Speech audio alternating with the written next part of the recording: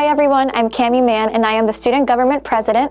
Hey everyone, I'm Aditya and I'm the Student Body Vice President. In this video we're going to talk to you about what SGA does and how you can get more involved on campus. SGA does many things that maybe you're not aware of. We advocate for students, raise student voices, oversee clubs and organizations, and plan activities to boost student engagement. We represent student voices by being a liaison between students and faculty. When the student body voices an issue or concern or suggestion, we work with faculty and staff to find a solution that best improves the Misericordia community. We also host many events throughout the year, including the annual Formal, which is one of Misericordia's favorites.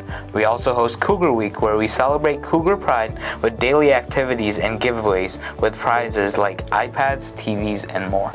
Additionally, we oversee all 40-plus clubs and organizations here at Misericordia. From major-related to service-focused and even hobby-centered clubs, we know there is a club for everyone. But if there isn't one that you'd want to join, don't worry, you can always start your own club. At Misericordia, SGA tries to elevate your college experience.